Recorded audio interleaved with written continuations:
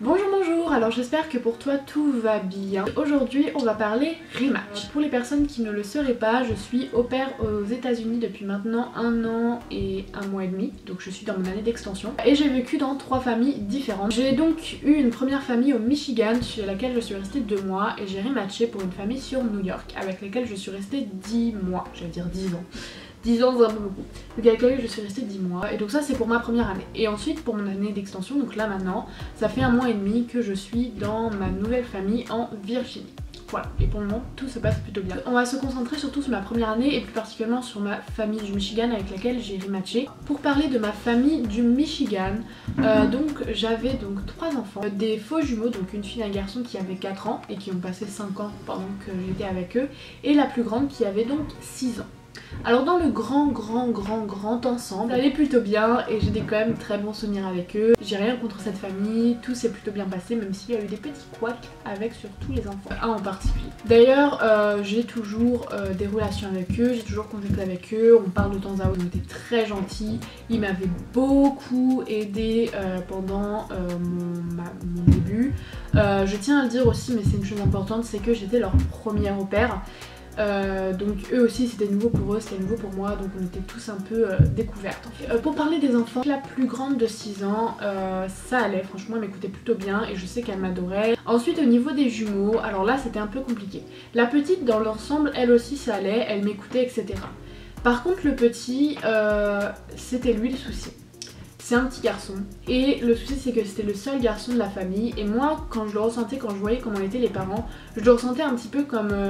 tu sais quand c'est le petit dernier et avec lequel on fait attention, voilà on est plus gentil, on est plus indulgent, je crois que c'est ça le mot. Je le ressentais un petit peu comme ça et pourtant il avait le même âge que sa jumelle mais comme c'était le petit garçon, le seul garçon, bah, je pense que ses parents étaient un petit peu plus indulgents avec lui. C'était pas trop visible mais moi en vivant tout le temps avec eux je le ressentais un petit peu. Donc du coup lui c'était un enfant qui était compliqué de base, pas qu'avec moi mais aussi avec les parents et aussi avec les grands-parents. Les grands-parents avaient dit qu'ils avaient du mal avec lui, c'est un enfant qui est compliqué. C'est un petit qui m'en a vraiment fait voir de toutes les couleurs. Mais c'est quand même un petit avec lequel je garde de très bons souvenirs et qui était quand même très mignon dans ces moments sympas et dans ces moments où il m'écoutait. Mais dans les moments où il m'écoutait pas, il me mettait vraiment à bout et c'était horrible. Le truc c'est que quand il y avait que lui ça allait, tu vois, il y avait que lui à gérer. Mais le souci c'est que sa sœur qui avait le même âge parfois le suivait et là c'était l'horreur. J'ai plusieurs exemples, pour être honnête, effectivement oui, le petit m'a tapé, il m'a griffé, il m'a déjà donné des coups de boule, hein. C'est arrivé un jour où je faisais comme les parents parce que bah je voyais les parents faire, qui discutaient beaucoup avec les enfants, ils essayaient d'expliquer etc. Et moi un jour il m'écoutait pas et je me suis assise en fait à sa hauteur pour lui expliquer je sais plus quoi et là il s'est levé, enfin il s'est pas levé mais paf il m'a mis un coup de boule. Donc ce que j'ai fait c'est que la mère était là, donc du coup je suis allée voir la mère et je lui ai dit voilà quoi, ton fils il m'a juste donné un coup de boule quoi. Tu vois, donc du coup elle y allait, elle lui a expliqué etc, que c'était pas bien, qu'il fallait m'écouter et tout et tout. Le petit est revenu juste après, il s'est juste excusé et il a dit qu'il referait plus ça comme sa mère a demandé. Bien évidemment, je savais qu'il recommencerait à faire autre chose la fois d'après. C'est arrivé aussi que des fois quand je dis il me griffait ou il me tapait, un jour... ça a fait 2 fois je crois, je lui ai confisqué un jouet parce que c'était, tu sais, genre les nerfs, voilà, et il s'amusait à me tirer dessus. Donc tu lui dis une fois, tu vois, je confisque pas le jouet tout de suite, je lui disais une fois stop, tout ça je lui expliquais. 2 fois, 3 fois, au bout d'un moment, la 4e fois, je lui ai dit bon allez stop, je t'ai quand même prévenu 3 fois, t'as continué à me tirer dessus quoi, je te prends le jouet. Voilà, je sais pas si c'était la bonne méthode et quoi, je sais plus après ce qui s'est passé exactement ce jour-là hein, dans les détails. Mais voilà, je lui ai pris le jouet et lui bien sûr il a voulu reprendre le jouet. Qu'est-ce que j'ai fait moi? Je sais pas si c'est bien ou quoi, mais bref j'ai mis le jouet au-dessus de moi, il a commencé à grimper sur moi etc. Bien sûr à m'attraper, à me griffer tout et tout, voilà. Donc là encore une fois je suis allée voir la mère et je lui ai dit écoute, je lui ai donné le jouet, je lui ai fait tu me le redonnes, puis enfin je lui ai expliqué. Et puis j'avais les marques, donc je vais vous montrer. Voilà. Donc du coup ça allait parce que dans l'ensemble les parents en fait me suivaient. Voilà, ils me laissaient pas toute seule parce que je sais qu'il y a beaucoup de pères qui ont des soucis comme ça et les parents ne suivent pas. Et moi donc j'avais la chance quand même d'avoir les parents qui me suivaient et qui étaient derrière moi et qui voulaient que ses enfants m'écoutent. Donc ça c'était que les histoires avec le petit. Et avec lui je disais ça allait, enfin à part le fait qu'il me tape etc. Non bien sûr ça allait pas, mais je veux dire t'avais qu'un enfant. Mais dès que la jumelle le suivait là c'était horrible et c'était dans ces moments là en fait que le stress me montait et que j'en venais presque à pleurer. Parce que j'en pouvais plus, parce que je ne savais pas quoi faire, parce qu'ils ne m'écoutaient pas, parce que j'essayais toutes les méthodes que je voyais possibles et imaginables, c'est-à-dire le time out, c'est-à-dire les séparer, c'est-à-dire leur donner par exemple fin de sé quand tu leur confies quelque chose, par exemple tu leur dis si tu continues au bout de 3, t'auras pas de dessert, t'auras pas ci, t'auras pas là. Eux ce qui marchait c'était la télé souvent parce qu'ils avaient droit à 1 heure de télé par jour. Du coup je leur disais ok si tu m'écoutes pas nanana t'auras pas de télé aujourd'hui. Donc voilà du coup j'essayais de trouver tous les moyens possibles mais ils m'écoutaient pas, ils avaient juste pas envie. Les moments horribles c'était pendant les time out, enfin non, les temps calmes. Quiet time je crois qu'ils appelaient ça, parce que donc après manger les enfants ne faisaient pas la sieste mais ils allaient ce qui s'appelait un quiet time pendant 1 heure, ils restaient dans leur chambre et ils jouaient, ils étaient tranquilles dans leur chambre. Moi j'adorais cette heure là parce que quand t'as 1 heure de temps libre dans la journée où tu peux souffler un peu, bah ça fait du bien. Mais le souci c'est que eux les petits jumeaux, et ben ils les voyaient pas de cet œil là. Les jours c'était parfait, ils faisaient leur heure complète de quiet time, c'était génial.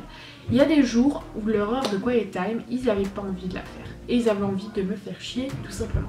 Donc la première demi-heure ça allait, franchement c'était cool. Et la deuxième demi-heure, ils commençaient à faire les petits cons. Désolée du mot, mais c'est la réalité. Ils commençaient à sortir de leur chambre et à jouer tous les deux.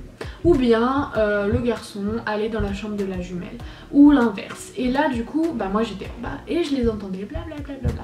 J'étais là, donc je venais les voir et je leur disais stop, maintenant c'est quoi les time, chacun dans sa chambre. Bref voilà, 1 fois, 2 fois, 3 fois. C'est qu'eux ils prenaient ça pour un jeu, du coup ils continuaient. Du coup c'était compliqué quand t'as les deux qui s'y mettaient. Il y a d'ailleurs une fois, donc ils étaient en vacances les enfants et ils avaient cours de tennis. Bien évidemment ils avaient cours de tennis tous les 3. Mais la grande ayant 6 ans et eux ayant 5 ans à ce moment-là, ils n'avaient pas le même cours de tennis. Donc ce qui se passait c'est que tout le monde avait cours de tennis le matin, mais ils avaient cours en intervalle. Ouais. La première heure les jumeaux avaient cours et la grande non. Du coup j'étais avec la grande et je l'occupais pendant 1 heure. Et la deuxième heure c'était l'inverse. Habituellement ma host était là avec moi, mais ce jour-là elle n'était pas là parce qu'elle devait travailler. Donc elle m'avait accompagnée et moi je m'étais retrouvée donc, les 2 heures avec les enfants le matin. Autour des jumeaux d'attendre, donc la grande va à son cours et moi je récupère les jumeaux. Donc franchement l'heure complète ça allait. Mais les 10 dernières minutes, ils ont décidé de m'en faire voir de toutes les couleurs. Donc je pense que tu vois les cours de tennis, donc ça fait le cours de tennis, t'as les grillages etc. Autour du cours de tennis t'avais un petit chemin. Et derrière ce chemin, enfin pour border le chemin plutôt, t'avais des sapins. Et derrière le sapin en fait, t'avais un petit coin d'herbe et t'avais la route. Et donc moi j'étais en train de regarder le cours de tennis de la petite etc. En fait ils faisaient de la trottinette voilà, autour du cours de tennis. Et moi j'étais là, je regardais les cours et je fais mais ils sont où les petits? Je regarde et je ne les vois nulle part. Ils faisaient plus de la trotte autour du cours de tennis. Du coup je m'inquiète et je les vois jouer derrière les sapins. Revenez à ce que vous faisiez devant les sapins autour du cours de tennis parce que je ne vous vois pas. Et là ils se sont dit putain c'est un jeu, allez viens on la fait chier. J'ai passé 10 minutes à leur courir après, à leur dire de venir derrière, de revenir devant les sapins. Je leur expliquais bien évidemment qu'il y avait la route, que c'était dangereux, que moi je ne pouvais pas les voir si jamais ils tombaient sur la route, qu'il y avait les voitures etc. J'essayais d'expliquer par toutes les manières possibles, bien sûr manière douce au début, mais sauf qu'au bout d'un moment la manière douce, bah toi tu peux plus quoi, tu vois. Enfin manière douce je veux dire au début t'essayes d'expliquer le truc tranquillement, sauf quand tu vois qu'ils t'écoutent plus, bah même à l'intérieur de toi tu vois, même si t'essayes de te calmer, tu peux pas parce que tu vois que ça prend du temps. En plus de ça il y avait le stress qui montait parce que c'était un cours de tennis, il y avait toutes les mamans là qui étaient sur leur banc et qui étaient là tranquillement, donc ils devaient me voir faire tu vois. Et moi j'étais là en mode tu vois, t'es encore plus stressée parce que quand t'es seule encore, voilà, mais quand t'as tous les gens qui te regardent c'est pire. Quand j'arrivais à les attraper, bien sûr ils arrivaient à se débattre et à se barrer, du coup ils se barraient en courant, moi j'étais là, je venais derrière, je disais mais les voitures etc, stop, revenez, tout, c'était horrible. Horrible ces 10 minutes et au bout d'un moment bien sûr c'était la fin du cours, ma host est revenue, là je lui ai expliqué tout. Et ok je vais leur parler et tout et ils iront en time out.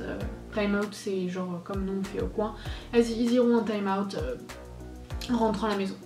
Voilà, bon ça va que les parents étaient derrière moi, voilà ce qui se passait, c'était compliqué parce que les enfants m'écoutaient pas. Moi je pensais pas forcément au rematch Parce que oui, effectivement, dans ce moment-là, j'étais là, j'en peux plus, faut que je rematch, faut que je suis là. Et puis le lendemain, le surlendemain, tu vois, ça allait mieux et le petit m'écoutait super bien. Du coup, j'étais là, ah, trop cool, ça va bien et tout. Et puis ensuite, paf, ça retombait. Enfin, tu vois, du coup, c'est pour ça que je me disais, bah non, c'est un dream matché parce qu'ils sont sympas. J'ai pas parlé au niveau de mes hosts, mais donc tous les deux travaillaient à la maison. Donc mon host travaillait à la maison, mais lui, on le voyait pas en fait de la journée, il était dans son bureau tout le temps. Par contre, elle, du coup, bah c'était bien parce qu'elle était là pour m'aider. C'est pour ça que j'expliquais juste avant que souvent quand il se passait avec un truc avec le petit, j'allais voir ma host. Elle travaillait en fait qu'une fois par semaine à l'extérieur. Et la petite chose aussi, c'est que je n'étais jamais, au grand jamais, seule avec les enfants. Je l'ai peut-être été un jour ou deux, mais à chaque fois qu'elle travaillait à l'extérieur, un jour par semaine, elle allait à l'hôpital et elle travaillait à l'hôpital, sinon elle faisait des trucs sur son ordinateur, des projets, etc. Elle partait au boulot, bah souvent, elle demandait à quelqu'un de venir, donc je n'étais jamais seule, il y avait toujours la grand-mère avec moi, ou des fois même elle payait une babysitter en plus de moi. C'était un peu bizarre. Comment j'ai appris pour le rematch? Parce que c'est eux qui ont décidé de rematcher. Ce jour-là d'ailleurs j'étais seule avec les enfants. Donc la mère était partie au boulot, etc. J'étais seule avec juste 2 enfants, je sais pas pourquoi, il y en a juste avec le garçon et la plus grande. Je sais pas pourquoi la petite a été voilà, je me rappelle plus. Bref, je reçois un message de Maëlle, c'est oui salut, eh bien tes hosts sont inquiets, etc.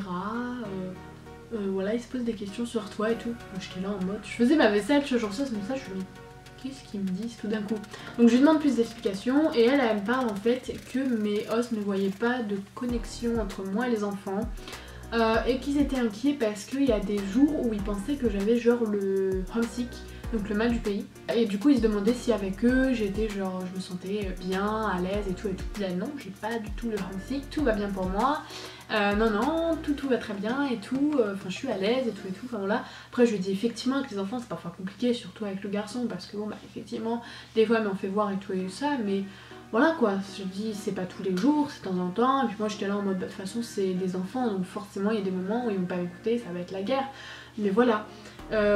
Et en fait je pense que je voulais pas vraiment voir les choses en face. Elle me dit juste bon bah si jamais t'as un problème, viens me voir, etc. Ok. Donc ça c'était un vendredi, c'était ça. Ce week-end là, ma host ensuite partait en voyage avec des amis et moi je restais le week-end seule avec les enfants et moi du coup, mais bon, moi j'étais off donc j'avais pas à m'occuper des enfants. Donc le lendemain soir, je me dis je vais en parler à mon host parce que ça m'inquiète quand même ce message. J'ai plus les messages en détail donc je sais plus exactement ce qui s'est passé, enfin ce qu'elle m'a dit et ce que je lui ai répondu, mais en gros c'était ça. Et donc j'ai demandé à mon host, voilà je lui ai parlé du message et il m'a dit bon écoute, je préfère qu'on en parle, donc c'était samedi, il m'a dit je préfère qu'on en parle demain, dimanche parce que ma femme revient, et je préfère qu'on en parle demain avec elle et tout. Je suis ok. Il me fait mais par contre j'ai juste une question. Ce qu'il m'avait posé comme question c'était par rapport à mon comportement et par rapport à ce fait qu'il me sentait pas à l'aise en fait, cette partie là du message que Maëlys m'avait parlé. Il m'a dit en fait on se demande si parfois t'as pas le homesick et si tu te sens à l'aise ici, parce qu'il y a des jours t'es moins souriante que d'autres. Il y a des jours où t'es plus absente, plus silencieuse, plus dans ton coin. Et en fait c'est quelque chose dont je me rends pas compte et ça fait partie de mon caractère. Ce que je lui ai dit c'est que voilà, il y a peut-être des jours bah je suis plus fatiguée etc, j'en sais rien. Et du coup ce genre de choses en fait se voit sur mon visage, que genre je suis pas heureuse on va dire. Et moi je me rends pas compte, pour moi les mêmes jours sont les mêmes. Donc voilà, et apparemment ça allait gêner. Et à la fin de la discussion, j'ai dit un truc et lui il m'a répondu quelque chose qui aurait dû d'ailleurs m'interpeller à ce moment-là, mais que j'ai pas tilté de suite. À la fin j'ai dit ah d'accord, j'ai eu peur que vous vouliez rematcher. Et là il m'a dit on en parlera demain. Et j'ai pas tilté à ce moment-là, j'ai fait bon ok tout ça et hop je suis partie dans ma chambre, j'ai fait mon truc et tout ça, j'ai passé ma soirée tranquille. Le lendemain, donc le soir on devait parler effectivement, ma host était revenue et tout. Et mon host me dit bon écoute Marie, comme elle vient juste de revenir, on aimerait parler tous les deux avant de parler avec toi, du coup on aimerait parler demain par rapport au message, par rapport à tout ça. Quand il a dit on aimerait en parler avant, tous les deux, je me suis dit ils veulent rematcher. Et il y a tout un milliard de questions qui s'est posé dans ma tête, parce que moi en plus je suis comme ça à me poser 36 questions, il y a tout un milliard de questions qui s'est posé dans ma tête du genre mais qu'est-ce que j'ai fait? Est-ce que c'est de ma faute? Est-ce que j'ai donné une mauvaise impression?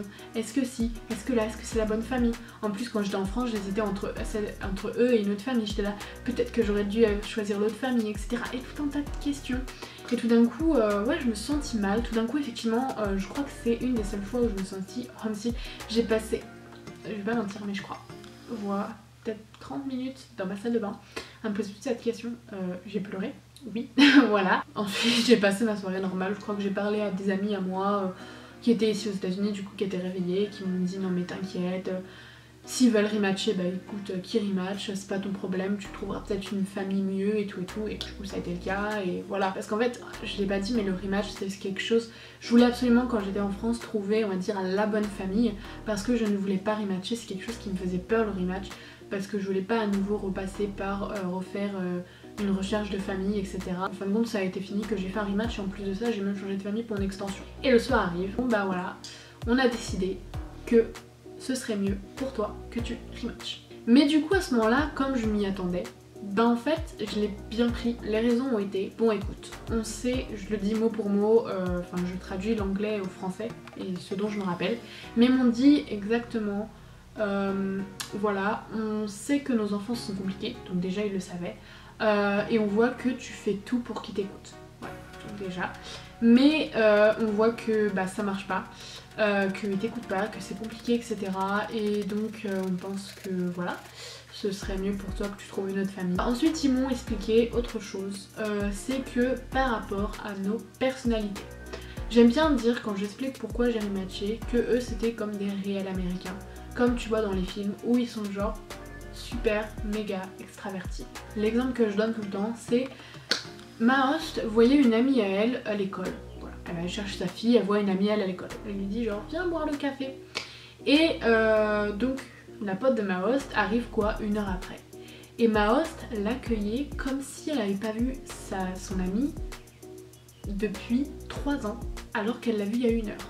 Tu vois, comme quand tu accueilles genre ah mais comment tu vas, je suis trop contente de te voir et tout, comment ça va, tout ça, mais multiplié par 50 tu vois. Genre je sais pas, moi je vois une amie, voilà on se voit 1 heure après pour un café, bon on se fait la bise, on te fait alors, enfin non je vais pas dire comment ça va, si peut-être j'en sais rien mais je vais pas être, mais eux c'était multiplié par 10, mais eux apparemment ça les gênait que je sois voilà, une personnalité, je suis quelqu'un voilà, qui est plus silencieuse, qui est plus tranquille, dans mon coin, relax, etc. Moi ça me gênait pas le fait qu'ils soient plus extravertis que moi, mais eux apparemment ça les gênait que je sois plus tranquille.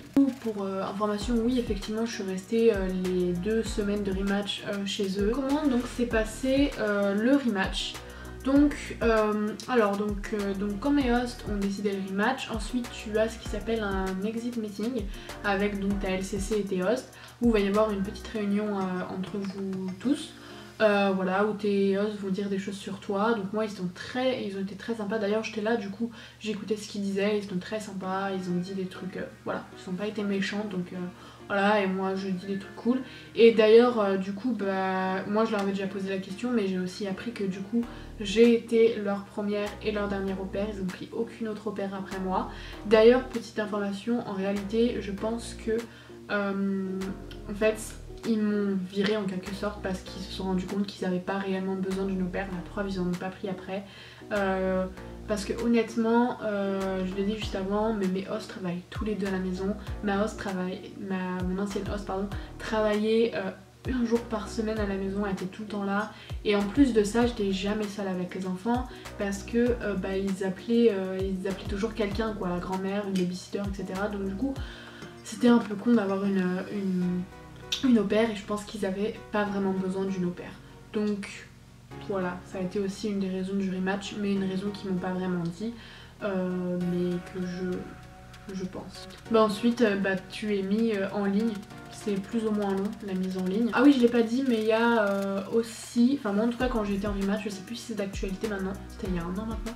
Donc quand j'ai fait le rematch, eh bien j'avais eu un genre de meeting en ligne avec d'autres au pair et une personne du cultural care, d'autres au pair qui étaient en rematch pour voilà aider au rematch, etc.